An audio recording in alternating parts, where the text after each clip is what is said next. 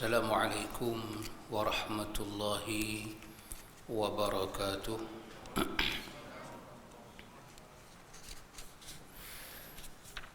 الحمد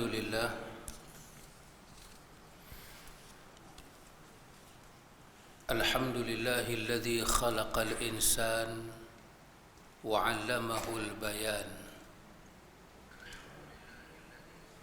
علم الإنسان ما لم يعلم. اللهم صل وسلم على نبينا محمد أشرف الأنبياء والمرسلين وعلى آله وصحبه أجمعين. اللهم آت نفسي تقواها وزكيها أنت خير من زكاها أنت وليها ومولاها. آمين اللهم آمين. أما بعد. Ikhwatul iman, ikhwatu fid din, a'azakumullah wa uhibbukum fillah. Usikum wa iyaya bitaqwallah faqad faza man ittaqa. Alhamdulillah ikhwan, summa alhamdulillah, dengan limpah kurnia daripada Al-Aziz Al-Hakim, kita boleh duduk dalam majlis ta'lim, alhamdulillah, pada waktu yang berbaki ini ikhwan, antara maghrib ke isya ini. Kita cuba mengambil sedikit manfaat daripada perbincangan kita yang dah lalu berkenaan dengan zikir pagi dan petang. Kita cuba nak melihat fadilat-fadilat yang ada, dan kita cuba nak melihat kekuatan yang ada di dalam zikir pagi dan petang. Ikhwan, sebelum kita nak masuk kepada membincangkan, kita cuba nak ambil kepahaman dalam zikir ini, saya nak berkongsi dengan antum tentang zikir pagi dan petang ini, perkataan daripada dua tokoh ulama kita. Seorang yang mutaqaddim, seorang yang mutaakhir. Saya nak berkongsi apa yang disebut oleh Imam Qurtubi. Imam Qurtubi bercerita tentang pengalaman dia membaca zikir pagi dan petang. Dan saya juga nak berkongsi dengan antum seorang yang mutaakhir, Imam Muhammad Amin Syanqiti, penulis kepada tafsir Adwa'ul Bayan. Dia kemudian sikit, tapi dia dah meninggal dah. Dia bercerita tentang setelah dia berzikir dengan zikir pagi dan petang, apakah yang mereka rasa, apakah yang mereka dapat. Semoga ikhwan, kita dapatlah benda yang sama. Kita dapat. Begini ikhwan, sebelum saya masuk itu, saya ingin pergi kepada satu kaedah yang kita faham. Kaedah apa dia ikhwan? Lidah kita, kalau kita nak rasa garam, kita jangan campur dengan gula. Rasa garam, ambil garam tak atas lidah.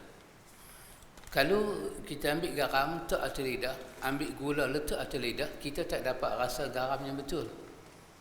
Artinya garam itu telah pun dicampur dengan gula, sehingga kita tak dapat rasa betul. Apakah dia punya maksudnya? Ialah kalau kita nak berzikir dengan zikir Nabi, yang kita nak rasa haibah dia, izzah dia, maka tinggalkan zikir yang tak datang daripada Nabi. Tinggalkan. Dia jangan pergi macam sekali kan. Sebab kita takkan rasa ini barang ciptaan manusia, ini barang datang daripada kekasih Allah, daripada kekasih Rabbul Alamin. Wa ma yantiqu 'anil hawa in huwa illa wahyun yuha. Jadi kita dah amal zikir-zikir ni, kita pun tak tahu mai daripada mana, tapi dia adalah bentuk zikir lah, dah telah diamalkan. Tu dalam masa yang sama kita juga berzikir dengan zikir pagi dan petang, kita tak akan dapat rasa yang manakah sebenarnya nikmat. Sebenarnya setelah zikir pagi petang itukah, ataupun kerana zikir pagi dan petang itu kita campur dengan zikir-zikir lain. Maka kaedah dia kita ambil itu, tinggalkan, kosongkan hati kita. Dalam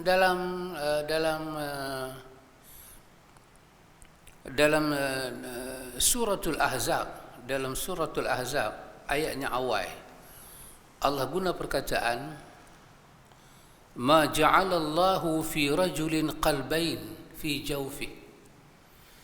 Allah kata Allah tidak menjadikan dalam diri manusia itu, diri satu orang itu, dia ada dua perasaan. Allah tak buat demikian. Dalam diri orang dia ada satu perasaan. Kalau ada iman, kufur tak ada. Kalau ada kufur, iman tak masuk. Kalau ada nifaq, iman tak masuk, ikhlas tak masuk. Maka Allah jadikan untuk satu rajul itu, ma ja'alallahu fi rajulain, Allah tak jadikan fi rajulin, pada satu orang itu, qalbain fi jawfihi, dua hati. Untuk satu perut ni, Allah tak buat dua hati, Allah buat satu. Jadi kosongkan hati kita, ikhlas, kita kosongkan hati kita untuk mengambil daripada Nabi dulu. Kita nak rasa nikmat menjadi umat Muhammad. Kita nak percaya Nabi macam mana Allah percaya dia. Kita cuba nak letak Nabi di tempat di mana Tuhan letak dia. Bukan tempat yang kita letak, tapi di mana Allah letak tempat kekasih dia, Muhammad bin Abdullah salawatullah wassalamuhu alaihi. Allah letak pada tempat yang cukup tinggi, amat tinggi. Muhammad itu Rasulullah. Wa asyhadu anna Muhammadan abduhu wa rasuluh. Muhammad itu hambanya, Muhammad itu adalah Rasul, utusannya, cukup tinggi. Apa maksudnya? Ada dua. Cuba tengok, bila kita kata Muhammad itu hamba Allah, Muhammad itu utusan Allah, kita cuba kaitkan dengan 21 Al-Ahzab dan 31 Ali Imran. Cuba kaitkan, kita akan lihat Muhammad itu hamba Allah, Muhammad itu adalah Rasul utusan Allah. Apa maksud dia? Maksudnya pertama, Allah kata laqad kana lakum fi rasulillahi uswatun hasanah. Muhammad itu mesti menjadi contoh terbaik untuk kamu. Dia menjadi uswatun hasanah lakum untuk kamu, fi rasulillah, pada Rasul utusan Allah. Siapakah Rasul utusan Allah di sini? Huwa Muhammad ibnu Abdullah. Dia Muhammad anak Abdullah, anak Abdul Muttalib, anak Hashim Al-Quraisy. Dia adalah Rasulullah yang mesti sampai pada tahap kita boleh lihat dengan emosi, dengan akal, dengan hati, dengan naluri, bahawa kita kena mengambil uswatun hasanah, seluruh bimbingan dan teladan dalam hidup dari Muhammad. Terutama teladan dan bimbingan dalam bentuk apa, ikhwan? Dalam bentuk taqarrub diri kepada Allah, mendekatkan diri kepada Allah. Satu. Yang kedua, kita kapitkan dengan 31 daripada Ali Imran. Ingatkan lagi ayat itu. Apa Allah sebut? Qul in kuntum tuhibbunallah fattabi'uni yuhibbukumullah wa yaghfir lakum dzunubakum wallahu ghafurur rahim. Bahawa saya tidak baca terjemahan dia, saya baca kesimpulan dia, bahawa segala iman kita kepada Allah tertolak, tak diterima, tidak makbul, dia jadi mardud selagi kita tidak boleh ikut Muhammad. Patutlah 21 tadi Allah kata jadikan Muhammad uswatun hasanah. 31 Ali Imran Tuhan jawab, kenapa? Kerana apa sahaja yang kita buat sebagai lambang iman kita pada Allah, cinta kita pada Allah, tapi kita tak boleh ikut Muhammad, maka cinta dan maghfirah, keampunan Allah tak akan sampai kepada kita. Ya subhanallah, ya subhanallah. Karena itu ikhwan, Kalau kita baca dalam surah Ad-Dukhan, dalam surah Ad-Dukhan Allah sebut satu dialog ahli neraka. Bila ahli neraka masuk dalam neraka, ada satu dialog. Allah bagi makanan pada mereka. Apakah makanan ahli neraka? Allah bagi zakum. Inna syajaratuz zakum ta'amul asim. Allah kata buah zakum makanan pendosa, makanan orang yang berdosa, masuk neraka makan. Dan kedudukan buah zakum itu mengerikan, menakutkan. Bila mereka terima azab yang begitu dahsyat dalam neraka, Allah kata sepatah. Allah kata zuq innaka antal azizul hakim, innaka antal azizul karim. Allah kata rasalah azab ni. Bukankah kamu dahulu di dunia orang yang mulia-mulia, orang yang tinggi-tinggi, orang yang hebat-hebat? Zuq, rasa. Ini perkataan apa kita panggil? Perkataan menghina. Zuq, inilah perkataan kata Imam Ibn Kathir, ahli neraka tak mau dengar. Zuq, Allah kata rasalah. Zuq. Orang dalam tarikat, dalam makrifat apa tak tahulah, mereka ni kalau berzikir pada Allah nak dapat zuq, nak dapat rasa, sampai panak dunia kan. Allah kata kamu nak zuq, kamu nak rasa, rasa azab ni. Azab ni bukan saja kamu rasa di kulit, di isi, di orat, kamu akan rasa sampai kepada afidah, kepada hati kamu, jantung kamu, dia tembak sampai ke situ. Narullah hilmuqadah allati tattali'u 'alal afidah. Narullah, api neraka Allah Ta'ala itu, dia bawa, dia tembak sampai kepada jantung kamu, perasaan kamu, organ pun kena, perasaan pun kena. Zuq, rasa. Kerana kamu rasa kamu mulia sangat, hebat sangat, sehingga kamu tak ikut Muhammad. Rasa. Oh subhanallah. Mungkin manusia ini masa dia duduk dalam dunia, dia tunjuk cinta pada Allah dengan berbagai-bagai, tetapi Allah telah meletakkan format dia. Kalau kamu nak bermuamalah dengan Tuhan, berhubung dengan Tuhan, ada hubungan dengan Tuhan, kamu mesti menjadikan Muhammad itu uswatun hasanah, contoh. Dalam zikir, dalam apa sekala.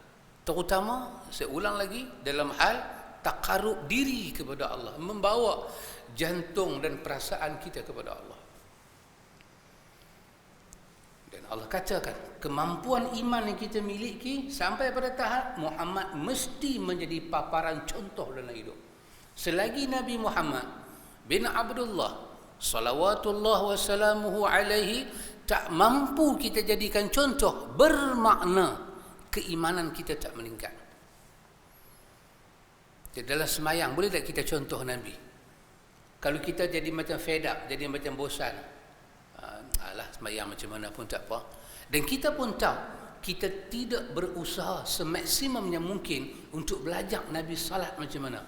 Bermakna iman kita tidak yazid, tidak naik. Kalau tidak naik, dia duduk di mana? Yankus. Dia duduk menjunam ke bawah. Sebab cara memelihara iman, cara memelihara cinta hati pada Allah, Allah telah ajak pada 31 Ali Imran, fattabi'uni. Muhammad, kau pergi katalah kepada mereka dengan izin daripada Rabbul Alamin bahawa seluruh penduduk bumi mesti mengikut Muhammad. Muhammad diutuskan untuk manusia kafatan linnas. Muhammad diutuskan untuk jin dan manusia. Ya, sampai tahap itu. Salat kita, zikir kita, seluruhnya kena. Saya tidak yakin apa yang saya buat 100% sama dengan Nabi. Kalau kita kata demikian. Tetapi kita kata saya berusaha semampu mungkin, kecenderungan ibadat saya tiru Nabi Muhammad. Itu pun kita dah berada pada martabat yang cukup tinggi. Tapi kalau kita sampai tak buat langsung usaha, nak membawa seluruh perkakas ibadat kita mencontohi Nabi, bermakna kita yang meletak diri kita di tempatnya rendah di sisi Allah. Allah telah memberi jalan pada kita. Kita bila salat kita kata, lepas kita kata wajburni warzuqni warfa'ni. Ya Allah, cukupkanlah saya. Ya Allah, rezekikanlah saya. Ya Allah, angkatkanlah kedudukan saya. Warfa'ni. Kita nak Allah angkat kedudukan kita. Dan kita sebut itu in between antara sujud pertama dengan nak sujud pula kali kedua. Tempat yang paling mulia. Julus baina sajdatain. Kita duduk di antara dua sujud.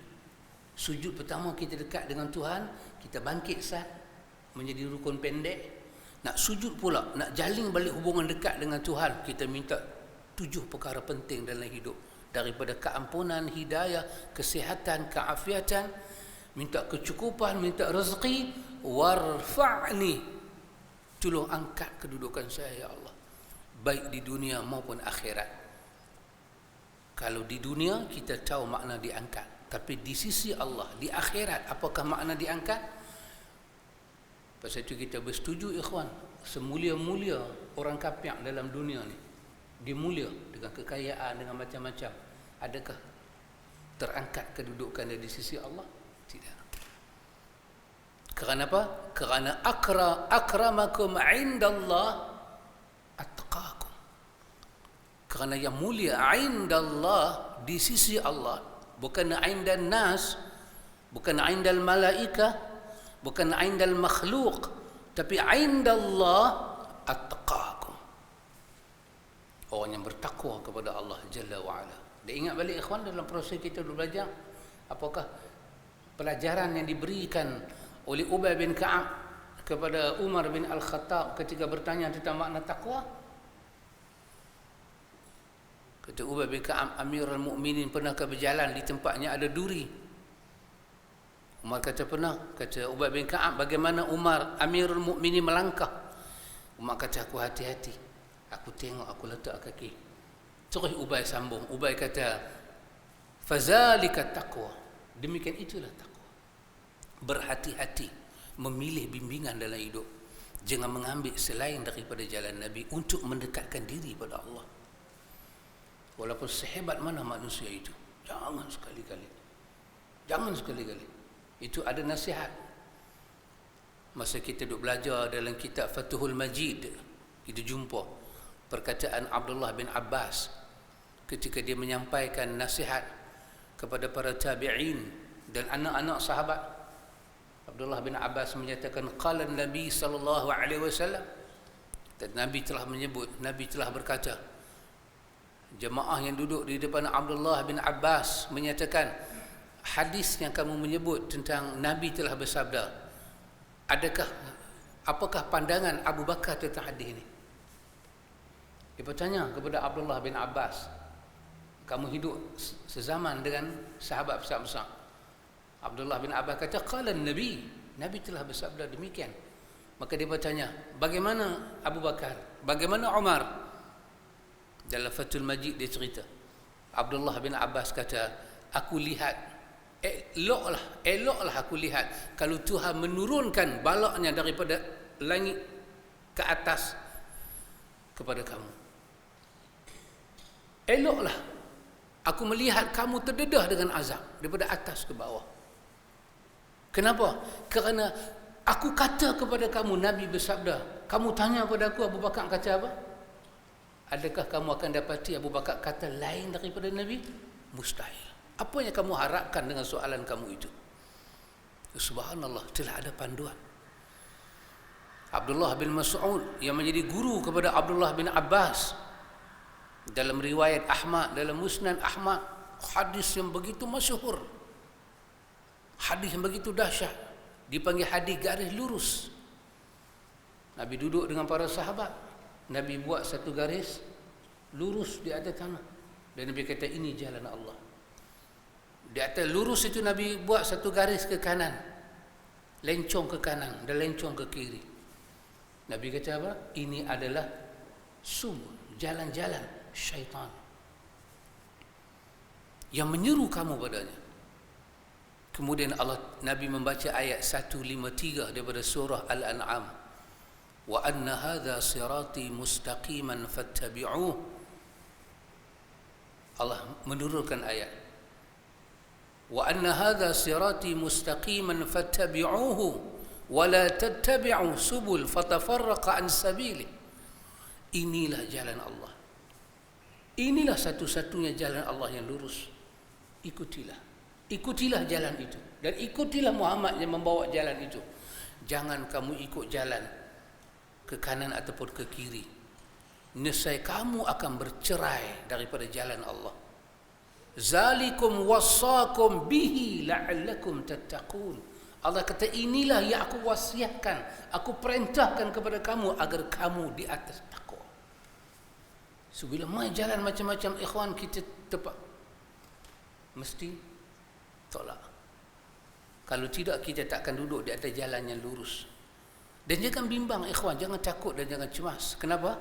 Kerana yang selalu kita dakwahkan untuk orang ikut ialah jalan Muhammad bin Abdullah. Jangan takut.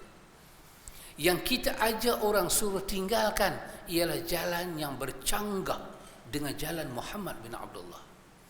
Ataupun mana-mana jalan yang datang nak mengambil alih jalan Muhammad, itu kita suruh tinggalkan. Kalau itu, apakah yang kita bimbang dan takutkan? Maka untuk rasa nikmatnya sunnah ni, kita terpaksa lepaskan benda lain. Selain daripada sunnah, kita kena lepaskan. Kerana apa makna sunnah? Sunnah bermakna tariqah. Sunnah bermakna tabi'ah. Sunnah bermakna sirah. Perjalanan insan yang diidhafahkan kepada satu nama, Muhammad bin Abdullah. Itulah sunnah. Tengok dahsyatnya sunnah. Bila kita kata sunnah, kita tak maksudkan sunnah Abu Bakar, sunnah Umar, sunnah Osman. Sunnah Muhammad. Dan mereka adalah pengikut setia kepada Muhammad bin Abdullah. Pasal itu Imam Malik menyatakan, dalam dunia ni, kalau kita nak melihat kebenaran, kita akan lihat sunnah. Kerana dia tak ada nama lain. Nama dia sunnah. Tengoklah mazhab-mazhab lain. Mereka diidhafahkan kepada pembikin dia. Jahmiyah, dipanggil Jahmiyah kerana Jaham bin Safwan. Nama aliran dia itu diambil nama dia. Mu'tazilah, golongan i'tizali, bapa tiri kepada siapa itu? Imam Abu Hasan Al-Asy'ari. Diidhafah pada mereka. Tetapi sunnah tidak diidhafahkan pada siapa-siapa, tak disandarkan. Kita tak kata marilah kita kembali kepada sunnah Abu Bakar, kembali kepada sunnah Umar, kita ni Bakariyah, Umariyah, Uthmaniyah, Aliyah. Tidak. Wahai, kalau kita nak kata demikian pun apa salahnya kan? Mereka boleh buat Jahmiyah, mereka boleh buat nama-nama yang pelik-pelik. Tapi tidak. Sampai bila-bila kata Imam Malik, kebenaran dan kesucian sunnah itu tersalah seperti bintang di langit. Dia hanya dipanggil dengan nama sunnah. Dan kedudukan sunnah, kata Imam Malik, seperti mana kedudukan bahtera Nuh alaihi salam ketika berlakunya banjir. Yang selamat cuma yang duduk di atas bahtera. Walaupun yang keluar daripada bahtera itu anak Nuh. Anak Nuh bermakna anak seorang Nabi, seorang Rasul. Tapi dia keluar daripada bahtera itu, maka dia tak selamat. Dan ketika dia keluar daripada bahtera pak dia, apa perkataan dia?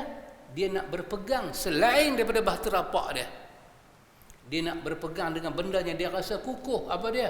Bukit. Ya bunayyar kam ma'na. Ya bunayyar kam ma'na. Anakku, irkam ma'ana. Mai sini anakku, mai sini bersama dengan kami. Anak dia jawab apa? Sa'awi ilal jabal. Anak dia rasa yang tu kukuh. Sa'awi ilal jabal. Ayah, saya akan ragas naik ke bukit. Sa'awi ilal jabal. Gunung tinggi. Mustahil ayah boleh pergi. Mustahil saya akan mati. Mustahil saya akan duduk dalam keadaan tak selamat. Tapi kerana itu bukan bahtera Nuh. keyakinan dia, tanggapan dia akhirnya meleset. Bila ajal merenggut nyawa, dia mati tenggelam. Ikhwan, fitnah itu seperti gelombang bah yang besar. Sunnah seperti bahtera Nuh, kata Imam Malik. Yang selamat yang berada di atas bahtera. Saya nak berpegang dengan satu benda yang confirm bukan sunnah, tidak ada keselamatan. Itu adalah jalan-jalan syaitan. Jangan keluar daripada bahtera besar ini. Ini pesan Imam Darul Hijrah, qaddasallahu ruhahu. Imam besar, Imam Darul Hijrah, mengambil pesanan daripada guru dia Rabi'ah, berpesan demikian pada Imam Malik. Imam Malik menyampaikan berulang balik pesan guru dia kepada murid dia yang kita ikut mazhab dia Asy-Syafi'i rahimahullahu taala. Karena tu ikhwan, kita nak rasa nikmat sunnah ni, kita kena tinggalkan benda lain, tinggalkan. Ya. Kita nak rasa nikmat, oh, subhanallah. Nikmat apa? Nikmat bercinta. Cik apa ni? Cik Ustaz Nan. Nikmat bercinta. Kena tinggalkan wanita-wanita lain, fokuslah kepada wanita yang sedang kita cintai, baru kita rasa nikmat. Betul Ustaz Samsul? Ya. Betul. Saya kena tanya orang-orang yang dalam dunia itu, kerana saya di luar dunia tu. Ya. Betul Ustaz Azmi? Ustaz Azmi ahli sastra. Ya ikhwan, Pakcik Wahab setuju dengan saya? Pakcik Non je tak ada saya nak tanya. Kalau ada saya boleh tanya. Pakcik Non boleh mengendoskan. Kalau kita cinta perempuan ni, cinta perempuan ni, cinta perempuan ni, cinta perempuan ni, dalam satu masa 10 wanita kita cinta, nikmat cinta tu kita tak dapat. Kita kena fokus dengan satu, nak rasa keindahan. Lepas dah dapat, baru kita fokus yang kedua. Itu Ustaz Nan ajar saya lah. Semua pada aku, semua pada aku. Ya ikhwan, kalau kita sayang dengan benda lain daripada sunnah Nabi, macam mana kita nak rasa keindahan? Kena bagi izin diri kita. Jangan takut. Jangan takut. Kita nak kembali pada fitrah. Fa'aqim wajhaka lid-dini hanifa fitratallahi allati fatara an-nasa 'alayha la tabdila li khalqillah. Zalika dinul qayyim walakinna aktsara an-nasi la ya'lamun. Hadapkan wajah kamu kepada Allah. Fa'aqim wajhaka lid-dini hanifa.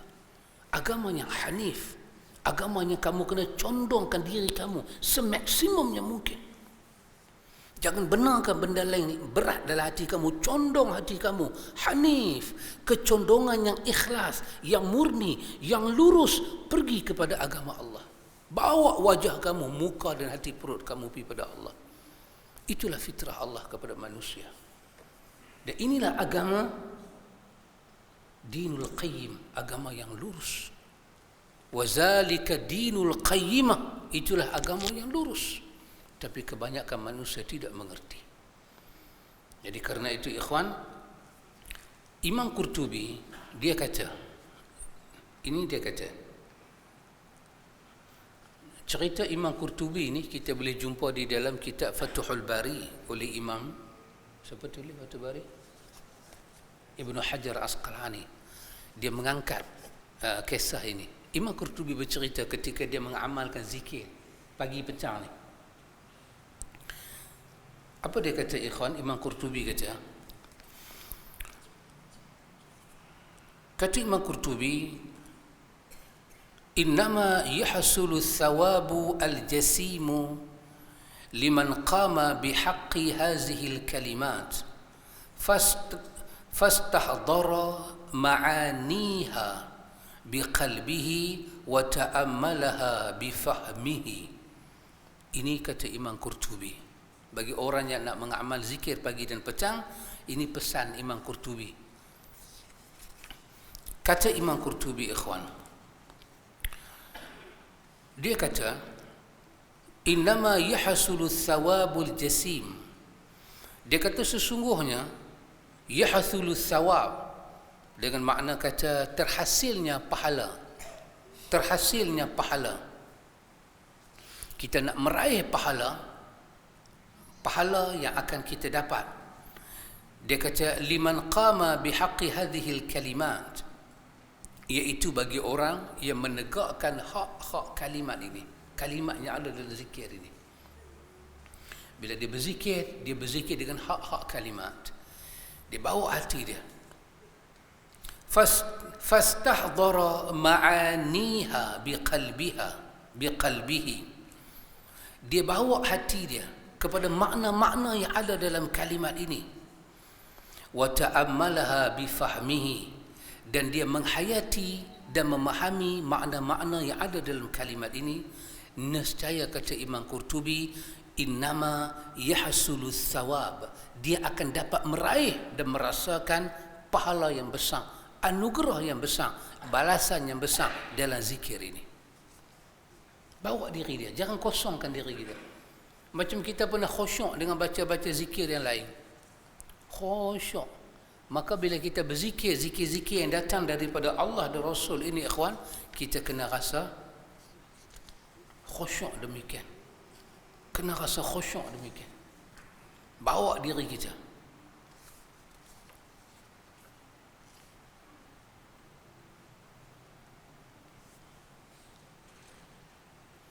Kata Imam Qurtubi, ini disebut oleh Ibnu Allan dalam Futuhur Rabbaniyah.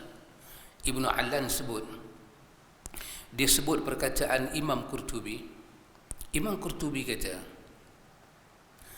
dia kata hadzal khabar sahihun wa qaulun sadiqun 'allamnahu dalilahu dalilan wa tajribah. Imam Qurtubi kata, hadis ini, hadis yang menyebut tentang zikir pagi dan petang ni, hadis ini, kata Imam Qurtubi, hadis yang kita baca ini, dia adalah khabar yang sahih, dia adalah hadis yang sahih, wa qaulun sadiqun, dan dia adalah perkataan yang maha benar. Dari segi riwayat berkenaan dengan zikir pagi dan petang, kita baca apabila pagi, kita baca apabila petang, sahih dia kata. Dari segi makna kita duk baca kalimah-kalimah itu, demi Allah, kalimah ini qaulun sadiqun, kalimah yang mempunyai perkataan yang cukup benar artinya. Allamnahu dalilahu dalilan wa tajribah. Dia kata kita mengetahui kebenaran ini, kebenaran zikir ini dari dua jalan. Dari jalan dalil dan daripada jalan tajribah, pengalaman kita dalam mengamal zikir ini. Kita dapat lihat kebenaran dia.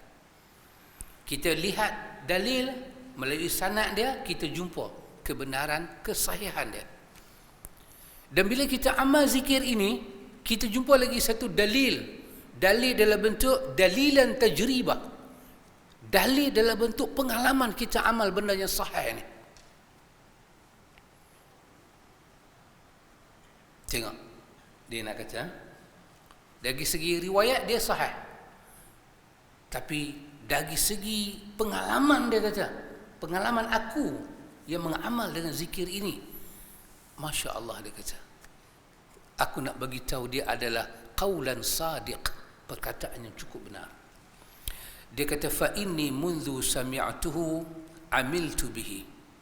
Dia kata Imam Qurtubi kata, dia kata sejak daripada aku tahu zikir ni wujud, aku jumpa zikir ni, aku jumpa riwayat dia, sejak daripada itu maka aku dengar tentang riwayat ini, maka aku pun amal.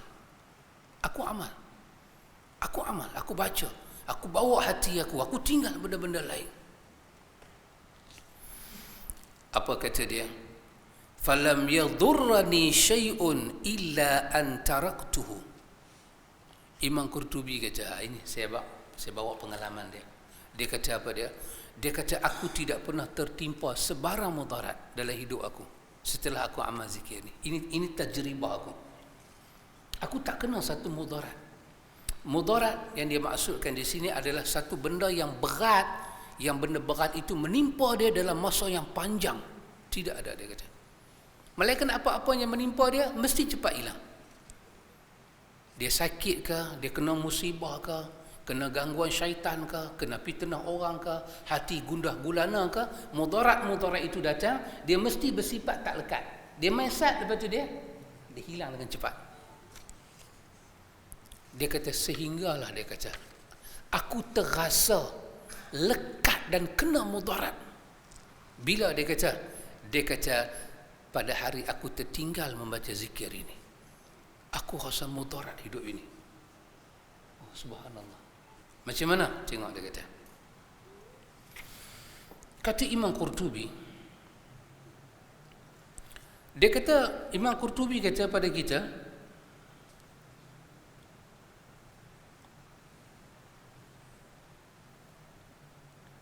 dia masuk ke Madinah. Dia masuk ke Madinah pada satu malam. Dia cerita, Qurtubi di mana? Cordoba? Di mana? Qurtubi negeri mana? Spain tu Spanyol lah kot. Qurtubi Cordoba. Dia kata sampailah aku masuk ke Madinah. Aku masuk ke Madinah, bumi Nabi. Bumi Nabi ni bumi yang mulia kan? Madinah dan Mekah bumi haram kan? Allah mulia kan? Dia kata bila aku masuk ke situ, dia kata aku kena sengat dengan kala. Kena sengat kala jengking. Kena sengat. Aku kena sengat, dia kata. Aqrabun bil Madinah. Sengatan kala tu kena kat aku di Madinah. Pada malam. Maka dia kata apa jadi? Fatafakkartu fa idza ana qad nasitu. Dia kata aku pun duk fikir, apa hal dengan aku ni? Duduk kala mai. Duduk mai kala jengking, mai sengat aku. Maka aku terfikir. Aku fikir asal dia kata, aku duduk, aku renung, aku bermuhasabah, merenung di mana sebab musibah yang berat ni berlaku kepada aku. Dia kata fa idza ana qad nasitu. Bila aku duduk aku renung, aku baru dapat bahawa pada hari itu, dia kata aku terlupa. Ata'awwadhu bitilkal kalimat. Aku terlupa berlindung pada Allah dengan zikir pagi dan petang. Maka Allah hantar kala jengking tu untuk ingatkan aku. Hari itu aku tak baca. Subhanallah ikhwan. Ini pengalaman seorang ulama bernama Imam Qurtubi. Dia kata inilah, dia kata dalilahu dalilan wa tajribatan. Ini adalah satu dalil dalam bentuk riwayat, kita baca dalam bentuk riwayat hadis, dan dalil dalam bentuk tajribah. Apa makna tajribah? Pengalaman. Bahawa kebenaran Allah melindung kita apabila kita memohon perlindungan pada Allah. Tidakkah seluruh muatan isi zikir pagi dan petang kita memohon pada Allah, Allah lindung kita mara bahaya daripada itu, daripada ini, gangguan syaitan, gangguan keduniaan, harta, kehilangan nyawa, dipelihara kesihatan, semuanya kita minta perlindungan pada Allah, yang kesemua itu diajar oleh Rasulullah sallallahu alaihi wasallam. Subhanallah ikhwan. Itu pengalaman daripada Imam Qurtubi. Kita lihat pengalaman yang kedua daripada seorang yang terkenal, Syekh Muhammad Mukhtar Amin Syanqiti. Dia seorang tenaga pengajar di Madinah, tapi zaman 60-an dululah, 70-an dia dah tak ada. Dia melahirkan guru yang banyak-banyak, dahsyat-dahsyat. Syekh Muhammad Amin Syanqiti, seorang daripada guru, seorang daripada anak murid dia. Anak murid Syekh Muhammad Amin Syanqiti. Masa saya pergi Madinah hari itu, masuk kelas kuliah Madinah tu, dalam Masjid Nabawi tu, ada satu orang duk mengajar Adwa'ul Bayan. Rupanya itu anak dia, anak Syekh Muhammad Amin Syanqiti. Anak dia pun dekat 70 lebih dah umur. Mengajar kitab Pak dia. Subhanallah. Dahsyat, alim besar dalam Masjid Nabawi. Bapa dia melahirkan guru besar-besar, Syekh Muhammad Amin Syanqiti. Salah seorang anak murid Syekh Muhammad Amin Syanqiti kita bertuah, duk ada dalam negeri Pulau Pinang. Belajar dengan Muhammad Amin Syanqiti. Siapa dia? Profesor Dr. Radhi. Dr. Radhi Osman tu, Profesor Dr. Radhi tu anak murid kepada Muhammad Amin Syanqiti. Oh, subhanallah. Masa tafsir dia 30 dia tafsir Quran 30 kan. Sempurna kan. Masa tu dia baru buat jilid yang pertama. Dia baru tafsir jilid, baru buat jilid yang pertama. Tak siap lagi 30. Masa tu dah Profesor Dr. Radhi dah duduk dalam kelas dia. Dengar sendiri masa dia mengajar tafsir dia. Subhanallah. Subhanallah. Anak bapa tulis kitab, anak baca. Itu juga pernah berlaku kepada Imam Ahmad bin Hanbal. Musnad Imam Ahmad disyarahkan oleh anak dia, Abdullah bin Ahmad bin Hanbal. Kita kena fikirlah kitab apa kita nak tulis bagi anak baca. Kan tinggal kotak rokok. Na'udzubillah. Ataupun bapa anak tulis kitab, bapa baca pun boleh. Nanti Udin buat lagi tu. Udin buat kitab, bapa baca. Bapa tak baca, tak apa, ustaz boleh baca. Ustaz Nan dah buat satu kitab, baca. Muhammad Amin Syanqiti. Antu bacalah buku-buku dia, sangat menarik. Dia kaedah tafsir dia Quran dengan Quran, Adwaul Bayan. Quran menafsirkan Quran. Ini dipanggil penafsiran Quran peringkat yang tinggi. Quran menafsirkan Quran dahsyat dia, Adwaul Bayan. Tengok dia kata apa. Kata Muhammad Amin Syanqiti, dia kata, ma dumta taqra'u al-azkar fa abshir bi kulli khair. Subhanallah. Dia kata, ma dumta taqra'u al-azkar fa abshir bi kulli khair. Dia kata, selama dia dawam, dia sentiasa dengan zikir ni, dengan al-azkar ni, selama dia berzikir dengan al-azkar ni, dia kata, maka dia kata selama itulah, dia kata, fa'abshir, gembira, dia kata, senang hati. Ada masalah, bukan tak ada masalah, tapi jiwa tak. Fa'abshir, kau akan dapati, kau akan meraih fa'abshir, kegembiraan jiwa. Bukan saja kegembiraan jiwa, dia kata, fa'abshir bi kulli khair, kau akan gembira dengan setiap kebaikan. Kita akan rasa hidup ni penuh dengan kebaikan. Kan ada orang ikhwan, dia tak tahu nak buat kebaikan apa dalam dunia ni. Banyak pintu kebaikan, benda tak baik juga dia buat. Aib orang juga dia cari. Ribah juga meja dia. Fitnah orang juga tempat dia ni. Memalukan orang juga tempat lidah dia. Banyak kebaikan ada dalam dunia ni, dia tak nampak. Madumta, dia kata, taqra'ul al-azkar, selama kau berzikir dengan zikir ini, dia kata, fa'abshir, kau akan digembirakan dengan setiap kebaikan.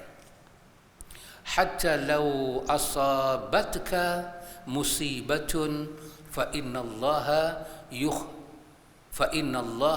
yukhrijuka min dhiqiha.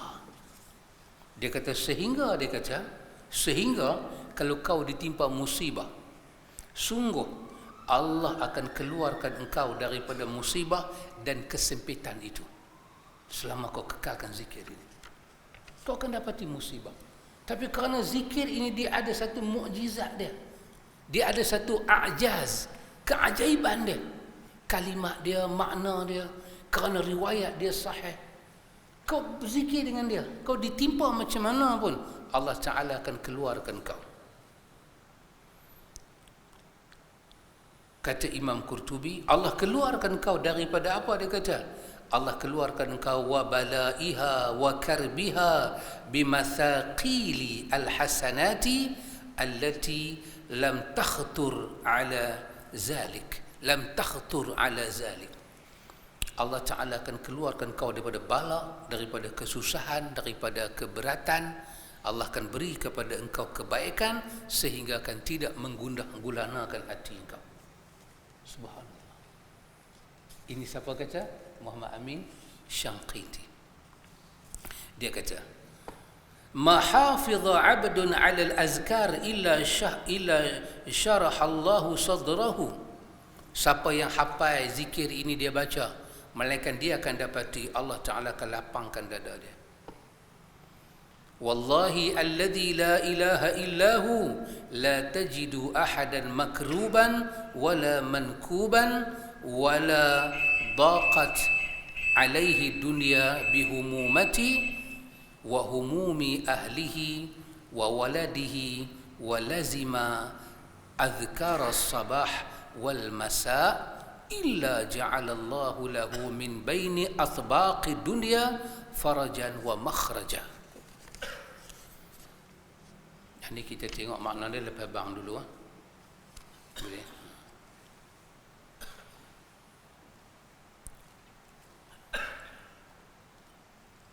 Azan dulu.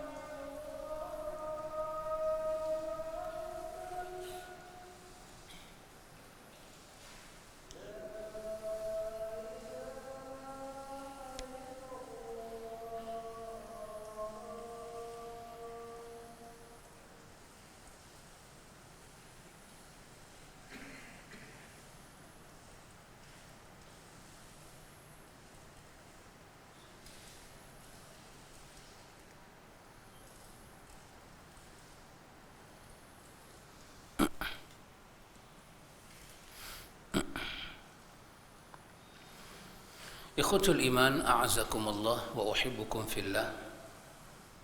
Saya habiskan sedikit perkataan Imam Muhammad Amin Syangqiti. Imam Muhammad Amin Syangqiti sebut tadi pada kita ikhwan tentang siapa yang menghafal, seorang hamba yang menghafal zikir pagi dan petang, melainkan Allah Ta'ala akan bagi pada dia kelapangan dada. Dan dia kata, demi Allah, Allazi la ilaha illahu, tidak ada Tuhan melainkan dia. Dia kata, melainkan demi Allah tidak ada Tuhan melainkan dia, sekali-kali kamu tidak akan dapati seseorang yang di dalam masalah, seorang yang berada di dalam masalah, seorang yang berada dalam suatu masalah, melainkan dia baca zikir ini, melainkan kau akan dapati Allah Ta'ala akan selesaikan urusan dia. Satu orang yang di dalam kesusahan, wala daqat alaihi ad-dunya bihumumihi wa humumi ahlihi wa waladihi. Satu orang yang terbeban dengan masalah dunia dia, terbeban dengan masalah isteri dia, keluarga dia dan anak-anak dia. Kemudian lazimal azkarus sabah wal masa. Dia pun lazim dengan zikir pagi dan petang. Dia duduk ada bebanan keluarga ni. Illa ja'alallahu lahu min baini atbaqid dunya farajan wa makhraja. Malaikan di antara min baini atbaqid dunya, di atas lipatan masalah yang banyak ni, Allah akan jadikan farajan wa makhraja. Allah jadikan dia penyelesaian dan jalan keluar dari atas masalah yang dia tanggung. Kata Imam Qurtubi, wa innaka wallahi la ta'jabu min ba'dihim. Imam Qurtubi kata, sesungguhnya engkau, demi Allah, kau akan merasa takjub terhadap setengah orang yang membaca zikir pagi dan petang ini. Inna alaihi min humumi fi nafsihi wa malihi wa ahlihi wa waladihi. Kau akan dapati mereka ini sesungguhnya ada bebanan dalam diri mereka, bebanan hidup, harta mereka, duit tak cukup, keluarga mereka, anak pinak mereka. La yafturu min qiraati sunnati Nabi sallallahu alaihi wasallam wa ittiba'i hadyihi fi sabah wal masa. Dan kau dapati orang ini sekali-kali mereka tidak meninggalkan bacaan sunnah ini. Mereka mengikuti petunjuk Nabi pada waktu pagi dan pada waktu petang, yakni baca zikir pagi dan petang. Wa idza tajiduhu ashrahan nas sadran wa akmalahum yaqinan. Kau akan dapati mereka itulah orang yang masalah banyak tadi, tapi mereka tak tinggal petunjuk Nabi pada waktu pagi dan petang ini. Kau akan dapati mereka lah manusia yang paling luas dadanya dan paling sempurna keyakinannya. Kau akan lihat benda itu. Kata Imam Qurtubi, dia kata, fabakhin bakhin kam lahu min al-ajri wad-darajati al-ula 'inda Allah 'azza wa jalla bihadha al-yaqin wa hassin nafsaka bil azkar as-sabah iqra'ha walakin iqra'ha biqira'atil muta'ammal. Imam Qurtubi kata, apa dia kata? Dia kata sungguh menakjubkan, beruntung. Bakhin kam lahu min al-ajr wa darajatil ula. Betapa banyak ketinggian yang Allah beri dan derajat yang tinggi yang kita akan raih dengan pahala besar dalam zikir pagi dan petang ini di sisi Allah. Dengan keyakinan ini, dia kata, wahassin nafsaka bil azkaris sabah. Apa itu? Bentenglah diri engkau, lindunglah diri engkau dengan zikir pagi dan petang. Iqra'ha, bacalah zikir ini, kata Muhammad Amin Syanqiti. Walakin, akan tetapi dia kata, iqra'ha, bacalah zikir ini macam mana? Biqira'atil muta'ammal, dengan baca dengan penuh penghayatan, bawa hati kita dalam setiap kalimat. Kau akan mendapati betapa yang sempit ada keluasan. Kerana ini bukan sebarang zikir, dia datang daripada Nabi sallallahu alaihi wasallam. Subhanallah ikhwan. Maka kita kongsi malam ni dua pengalaman orang, satu Imam Qurtubi, satu Imam Muhammad Amin Syanqiti, ataupun Muhammad apa? Imam apa? Mukhtar Syanqiti. Jadi ikhwan, bacalah zikir pagi dan petang. Jangan tinggal. Jangan tinggal. Minggu sudah kita dah ajak kaedah baca, alhamdulillah, boleh baca. Minggu ni kita lihat apa ulama sebut, Nanti minggu yang akan datang kita akan lihat pula erti yang ada dalam kalimah tu. Dia membawa kita kepada kekuatan jiwa. Bila kita baca kita syok, kita seronok. Tinggalkan yang lain. Untuk dapat zuk ini tinggalkan yang lain. Tinggalkan. Tumpu. Sampai satu masa Imam Qurtubi kata Allah hantar apa mai tegak dia? Kala jengking. Kena baru dia sedar, oi. Aku tak baca zikir. Pasal Nabi kata siapa yang baca zikir pagi dan petang tidak ada mudarat untuk dia. Dia hisnu, dia adalah benteng. Gangguan setan, orang kena murung, murung panggil apa? Depress. Dia boleh sedih tak ada pasal. Dia tak ada pasal. Kira pergi ke doktor duk makan ubat apa itu?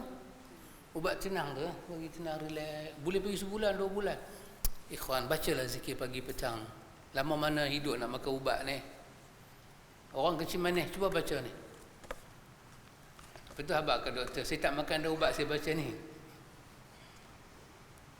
Agak-agak doktor cakap kata apa? Patutlah kecil manis yang tinggi. Ya, kita baca. Pakanlah ubat kecil manis. Baca zikir ni. Supaya jiwa kita tenang. Mudarat tak lekatlah hidup kita. Raplah kita banyak, ikhwan. Raplah.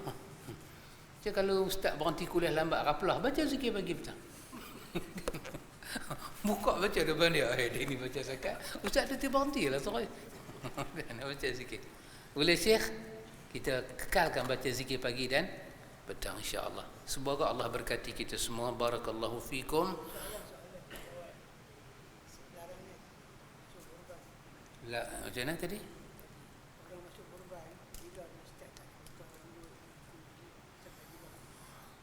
Wallahu ta'ala alam. Allah ta'ala maha mengetahui. Soalan berkenaan dengan orang yang masuk korban larangan potong kuku, larangan potong rambut, larangan potong kuku. Allah Ta'ala yang maha mengetahui. Ini ada hadis dalam riwayat Muslim, hadis daripada Ummu Salamah. Hadis daripada Ummu Salamah dalam riwayat Muslim, Nabi menyebut tentang siapa yang bercita-cita nak melakukan korban. Maka Nabi kata, eloklah bila masuk 1 Zulhijjah, dia tak usah cukur rambut, potong kuku, ni semua kan. Biar api, kalau janggut dia panjang biar api. Sampai bila? Sampai pagi sembelihan dia disembelih. Jadi kita start sembelih bila? 10 Zulhijjah. So dia tengoklah sembelihan dia tu bila. Kalau sembelih 10 Zulhijjah pukul 11 pagi, so dah habis dah, bismillah, binatang tu rebah, maka dia barulah dia pergi cukur. Jadi bermakna 10 hari lah. 1 Zulhijjah. Jadi kita kena tunggulah kerajaan dia umum 1 Zulhijjah tu jatuh bila. Esok kita tengok anak bulan kan, kita tengoklah esok dia tihabak bila 1 Zulhijjah. Bukan kita fikir sendiri, dia kira. Jadi katalah besok 1 Zulhijjah, malam ni kita ada lah, pergilah kedai gunting rambut siap. Dia bermula subuh tu lah, subuh 1 Zulhijjah tu. Kita bukan dengan yang wajib, ini dianjurkan sebab berdasarkan hadis Ummu Salamah dalam riwayat Muslim. Jadi kita jaga diri kita. Kita tak habaq kata saya buat korban, tapi apa yang ada pada diri kita orang tahu kita seorang daripada orang yang berkorban. Sunnah aja lagu tu. Jadi malam ni kalau kita rasa besok 1 Zulhijjah, kita potonglah kuku siap-siap, cukurlah ni semua hari-hari kita. Semua jaga-jaga, elok kemas-kemaskan sikit. So 10 hari tu masuk subuh 1 Zulhijjah. Terus biar-biar. Dia berduri sikit biar-biar. Subhanallah, ini adalah sunnah. Sunnah yang ditinggalkan orang pun tak tahu. Imam Nawawi ingatkan balik benda ni dalam Riyadhus Salihin. Dibangkitkan balik supaya orang jangan lupa. Dan 1 Zulhijjah itu sampailah hari tasyrik, Nabi menyebut adalah hari yang sangat mulia. Maka kita disuruh lipat gandakan ibadat. Dan ada ulama menganjurkan kita puasa. 1 Zulhijjah tu boleh puasa, 2 boleh puasa, sampai 9 hari boleh puasa. Sampai hari hari Arafah itu kita boleh puasa 9 hari turut-turut. Kalau tak mau ambil lah dalam tempoh seminggu tu Isnin Khamis. Lepas tu ambil puasa Arafah, perbanyakkan puasa, kerana puasa itu ibadat amal soleh. Sedekah, tilawatul Quran, tegakkan sunnah Nabi dalam bentuk cukup-cukup. Kita dalam rumah kita, satu korban kita buat, kita jaga anak kita, jaga isteri kita, jaga, tak usahlah cukup-cukup. Bila masuk satu, bila binatang kita disembelih, barulah kita balik. Andai kata dalam tempoh tu kita tercukup, maka tidaklah ada denda apa-apa, kena sujud sahwi ke ataupun kena pergi bayar apa-apa, tak ada. Cuma dia anggap tak tegak sunnah. Ya Abang Yatim,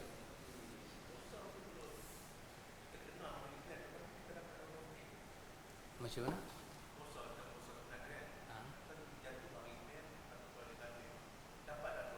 Masya Allah. Wallahu ta'ala alam, Allah maha mengetahui. Abang Yatim, Abang Yatim kata kalau puasa kita dalam tempoh 10 hari pertama ni dalam Zulhijjah, terkena Isnin, terkena Khamis, kita dapat pahala double tak? Ya, An-Nawawi kata pahala double. Sebab apa? Satu, kerana bulan tu dihampak dengan Zulhijjah. Yang kedua, jatuh pula hari Isnin, Nabi puasa. Jatuh pula hari Khamis, hari yang dituntut puasa. Dan jatuh pula hari tu hari Arafah. 3 kali kita dapat. Subhanallah. Jadi dapat, alhamdulillah, pahalanya besar. Nabi kata satu orang yang pergi medan jihad, balik mai, Nabi kata tak boleh potong lagi pahala orangnya buat amal soleh 10 hari ni. Kata Nawawi, sebenarnya dia sampai 11, 12, 13 hari tasyrik. 13 itu dikira 10 mengikut kiraan dia. Disebut sampai kita puasa sampai 9. Tapi 10 tu masuk, 11 tu masuk, 12 tu masuk, 13 masuk. Walaupun tak puasa, kerana itu diharamkan puasa, tapi kita dikira puasa sepanjang itu. Alhamdulillah. Kalau mampu puasalah sampai 9 hari.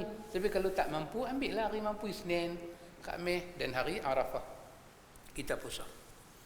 Kita puasa hari Arafah macam mana? Ikut tempat kita lah. Tempat kita istihad 9 Zulhijjah tu bila? Jangan pergi tengok Saudi. Nanti bila tengok Saudi, dia jadi double cross.